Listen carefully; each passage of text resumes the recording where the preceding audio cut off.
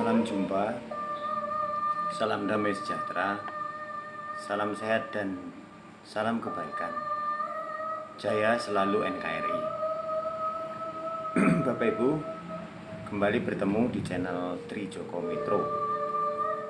Saat ini kembali saya ingin mengajak Bapak Ibu untuk melanjutkan penelusuran perjalanan penggembalaan Romo Kanjeng Monsinyur Sugio Pranoto pada masa penjajahan Jepang sampai agresi Belanda kedua. Dalam penelusuran ini saya tetap menggunakan kalender 5000 atau Jawa. Mengapa? Karena saya ingin menyelaraskan info sejarah yang ada dengan kalender 5000 ini. Selain itu, kalender 5000 bisa memberikan data pendukung yang lebih tentang hari-hari di masa yang sudah lampau. Dari kalender 5000 ini juga nanti kita semakin difahamkan bahwa kondisi Lungguh jelas terlihat pada Romo Kanjeng Monsinyur Sugio Pranoto. Bapak Ibu, mari kita mulai penelusuran kita. Mari.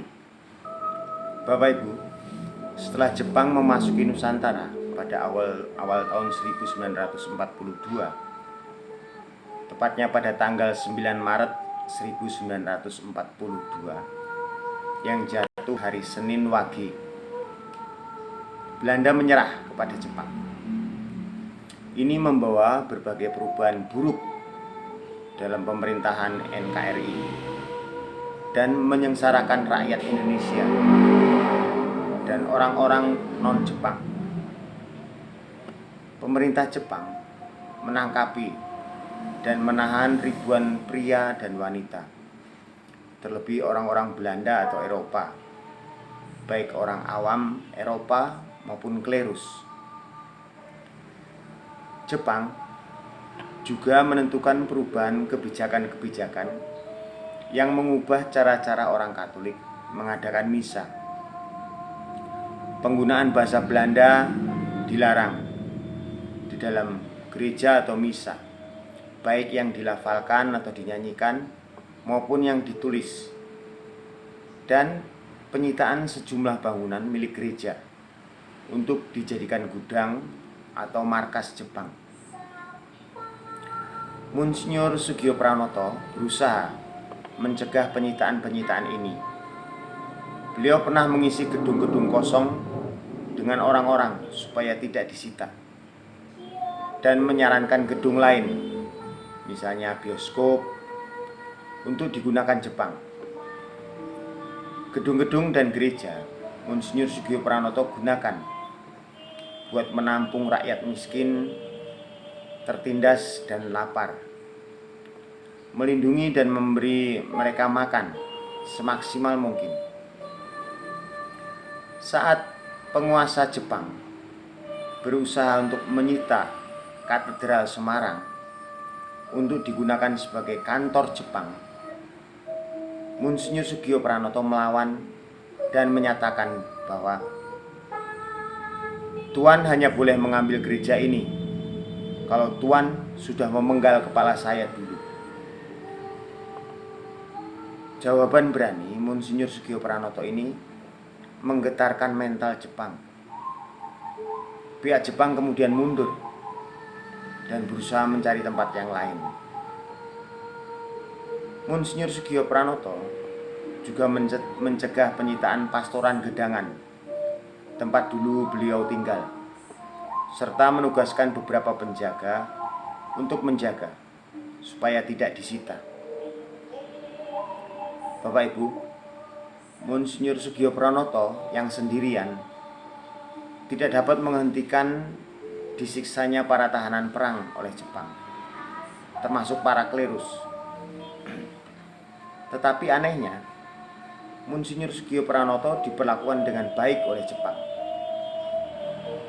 Beliau kerap diundang acara-acara Jepang, tetapi Monsinyur Sugio Pranoto tidak pernah hadir. Sebagai ganti, beliau mengirimkan karangan bunga. Karangan bunga beliau gunakan itu untuk seolah-olah Monsinyur Sugio Pranoto menghargai Jepang agar beliau tetap bisa menggunakan kedudukannya itu untuk memastikan bahwa tahanan perang diperlakukan dengan baik. Beliau juga berhasil membujuk penguasa Jepang untuk membiarkan para biarawati-biarawati bekerja di rumah sakit dan tidak diwajibkan untuk mengikuti para militer. Monsinyur Sugio Pranoto dengan warga Katolik lain saling bahu-membahu mengumpulkan makanan untuk klerus dan tahanan Eropa yang ditahan. Sambil Monsinyur Sugio Pranoto terus menjaga komunikasi dengan para tahanan. Beliau memberikan informasi-informasi dan berita-berita kepada mereka. Bapak Ibu, karena jumlah klerus sangat terbatas sekali, karena dipenjara oleh Jepang, Monsinyur Sugio Pranoto sendiri pergi dari gereja yang satu ke gereja yang lain untuk berkhotbah secara aktif dan terus menyemangati rakyat kecil dalam masa yang sulit. Hal ini beliau lakukan juga untuk menangkal desas-desus bahwa beliau juga telah ditangkap dan dipenjara Jepang. Beliau pergi dengan berjalan kaki, naik sepeda, atau naik delman, sebab mobil Monsinyur Sugio Pranoto telah disita Jepang.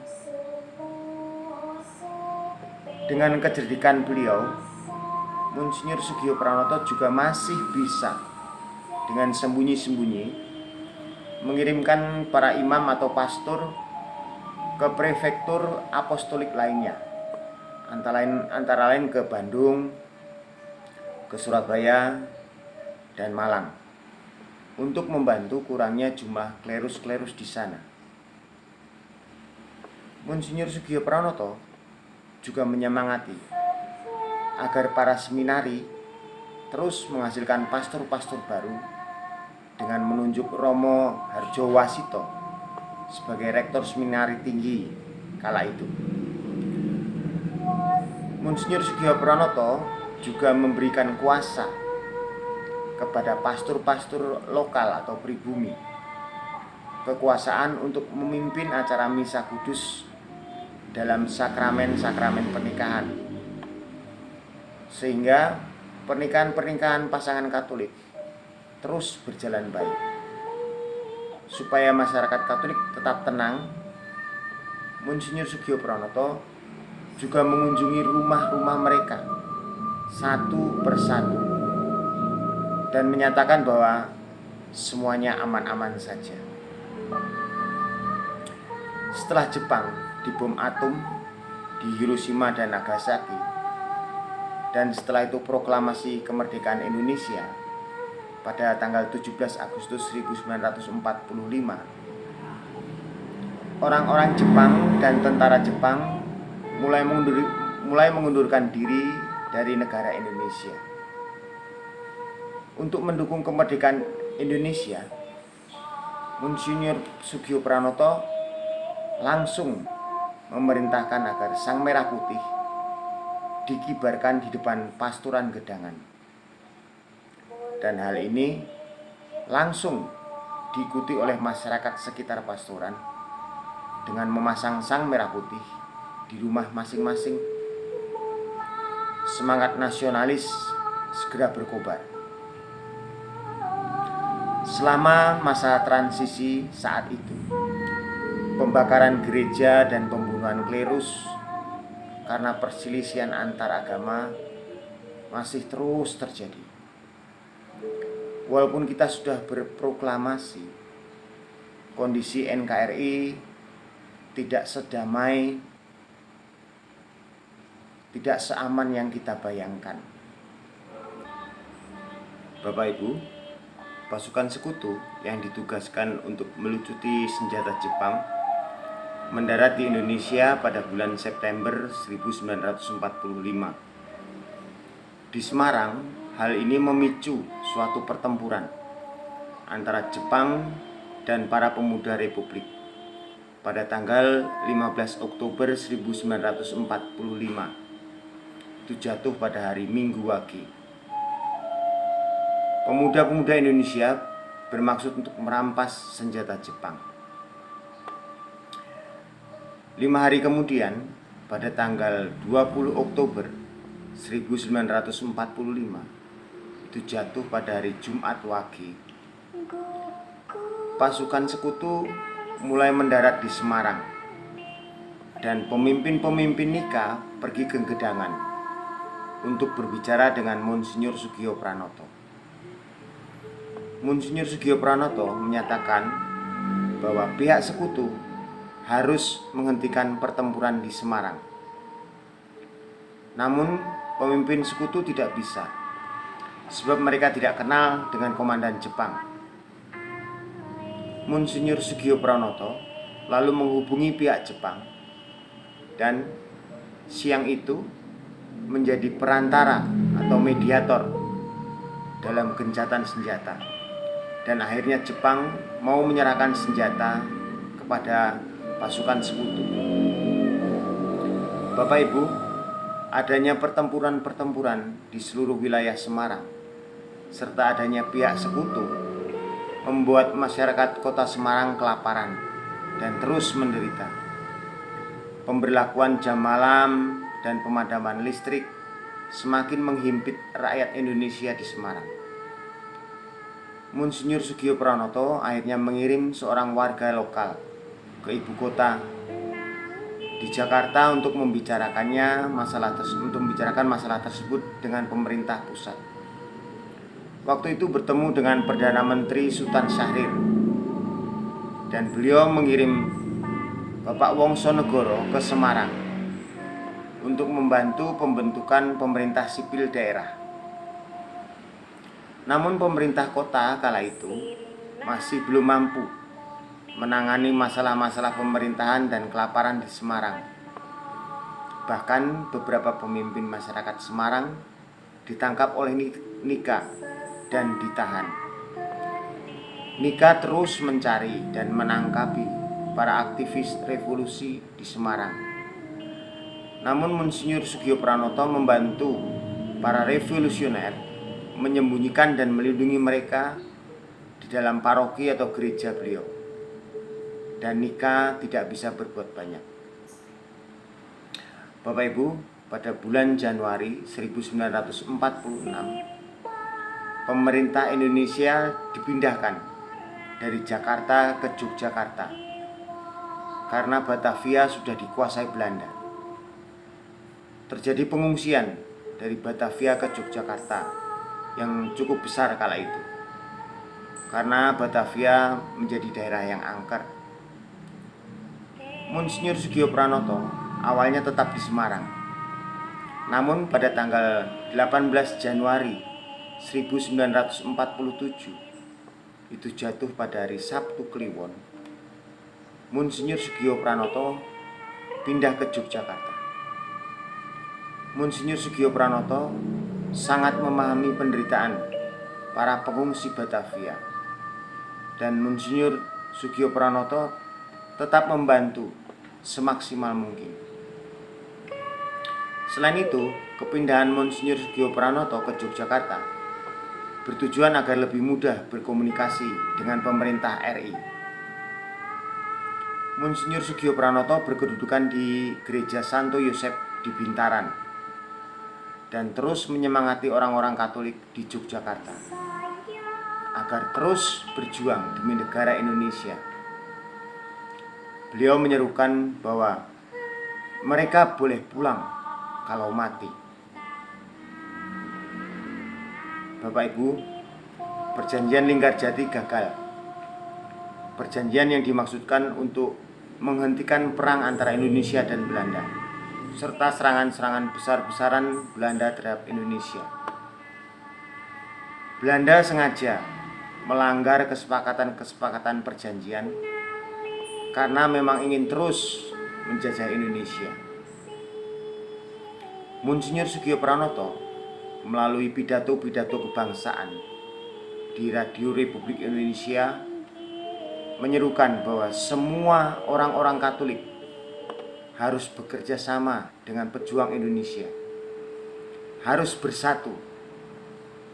Jadilah 100% Katolik, 100% patriotik.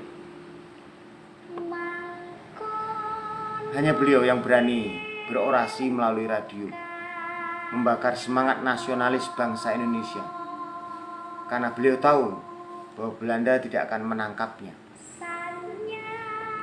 Bapak Ibu, tidak cukup itu, Monsinyur Sugio Pranoto juga banyak menulis surat kepada Vatikan atau Roma.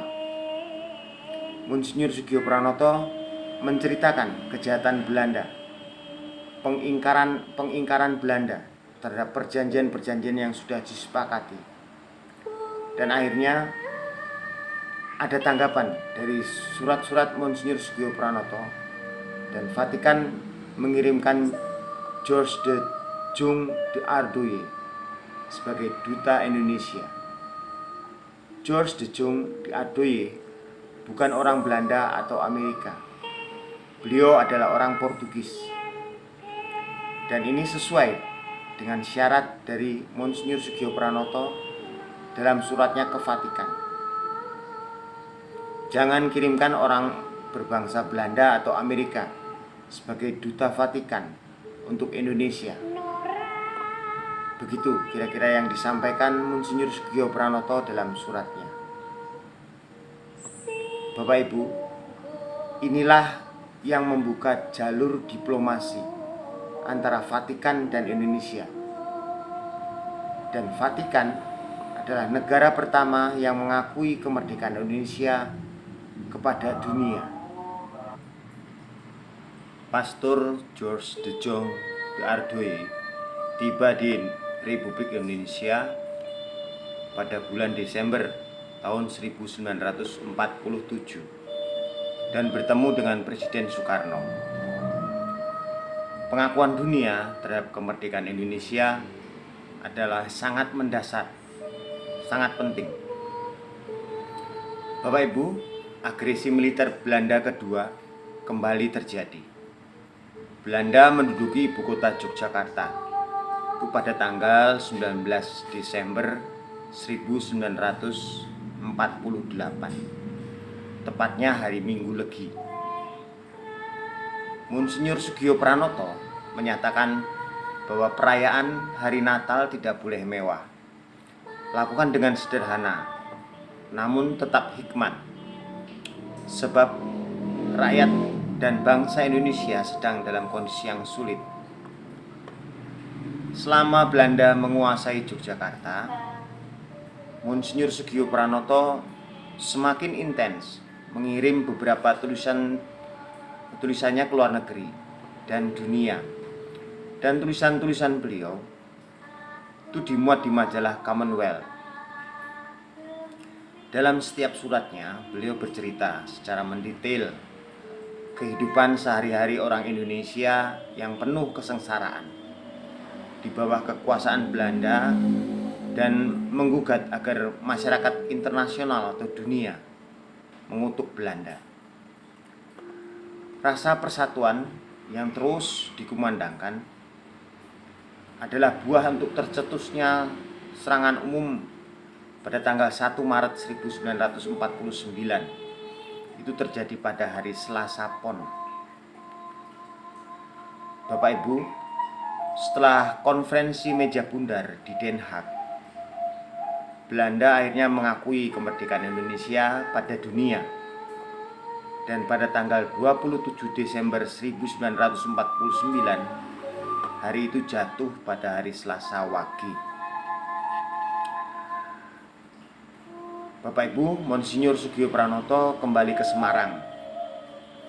Periode pasca revolusi itu ditandai dengan meningkat secara tajam jumlah orang yang masuk di seminari, dan pastor pribumi yang ke-100 ditahbiskan pada tahun 1950. 1956.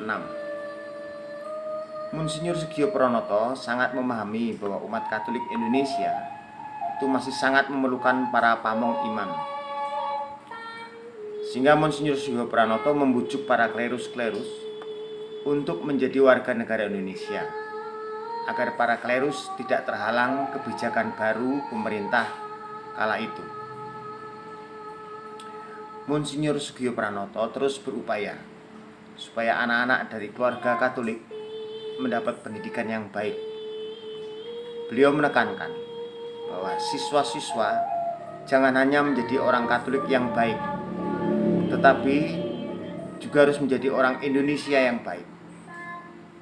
Disinilah slogan 100% Indonesia, 100% Katolik yang sampai saat ini menjadi warisan Gereja Katolik, untuk selalu menjaga rasa nasionalis kebangsaan dan selalu menghargai, bertoleransi kepada sesama anak bangsa. Romo Kanjeng Monsinyur Soegiopranoto juga mulai mereformasi gereja di vikariat apostoliknya, sehingga menjadi lebih bernuansa Indonesia. Beliau mengadvokasi penggunaan bahasa Indonesia dan bahasa daerah, bahasa Jawa. Beliau juga mendukung penggunaan musik gamelan sebagai pengganti orgel atau organ pada saat misa, dan menyetujui penggunaan wayang kulit untuk mengajar Alkitab ke anak-anak.